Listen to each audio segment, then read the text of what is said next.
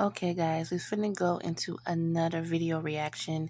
This time, this one relates to my job place, and I want you guys to see how the video is really is the reaction of how entrepreneurs have very hardship, especially Black Americans, of owning a beauty supply store, and also what are the effects of it. And you guys will see that in this video. So you guys enjoy this video and this reaction with me, and comment down below and tell me what you guys think.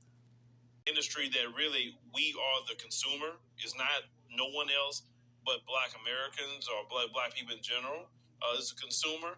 But I want you to hear the predatory tactics and also just a reminder of how Black folks are treated when they go into their establishments. Let's go ahead and roll that clip. Personally, don't feel like they want to do direct business with African Americans because they are intimidated, because they do come into our communities and actually set up shop. Tequila Fletcher opened a beauty supply store in her Tampa Bay community in August, but she's a needle in a haystack. Typically, Korean Americans own beauty supply stores frequented by African Americans in these urban neighborhoods. I think that some of us are intimidated. Hair care is a billion-dollar industry, and a 2018 Nielsen report shows that African Americans spent $54 million on ethnic hair and beauty products alone.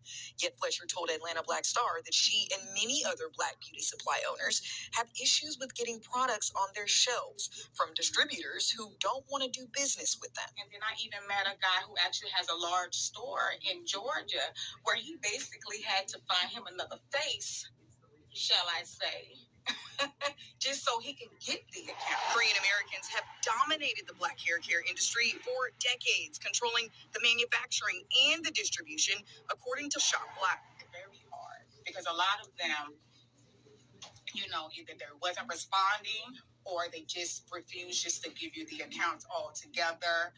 Some of them were saying that, your application wasn't complete, when I know good well that I did everything that I was supposed to.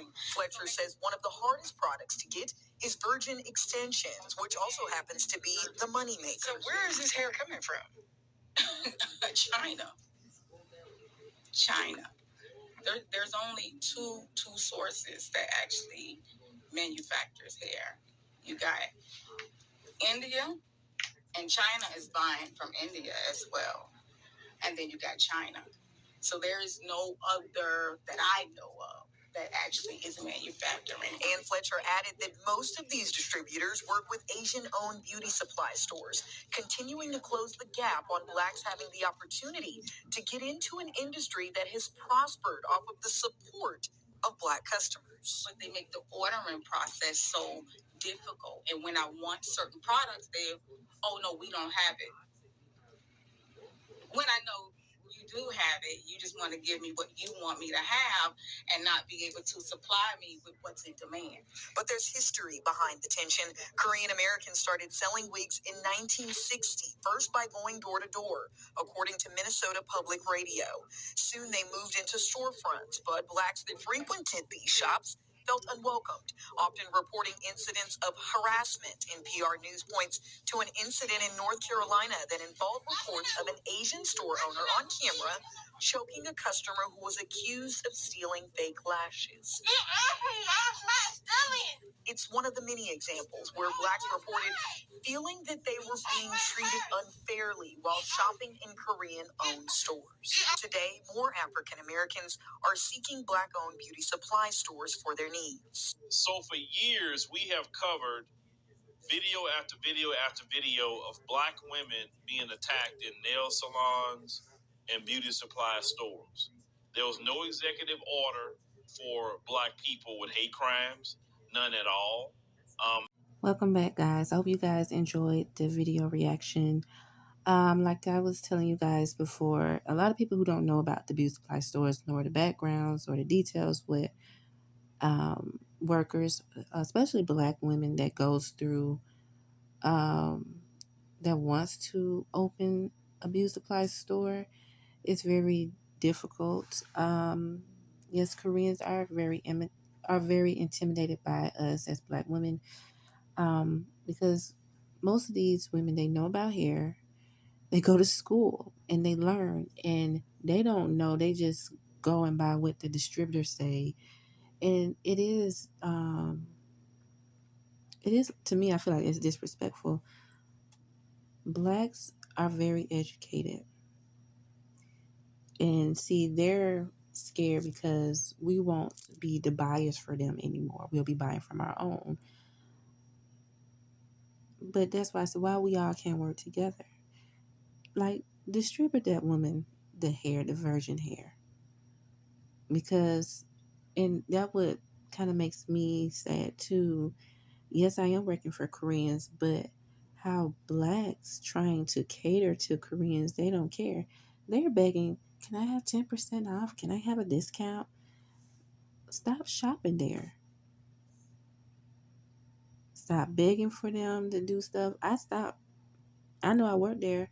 I know I can get stuff, but I don't beg. I just go online and find that same exact hair or similar and wear it at the store and go on about my business. Because I'm not finna beg nobody. I can get it somewhere cheaper and reasonable, like hair and stuff.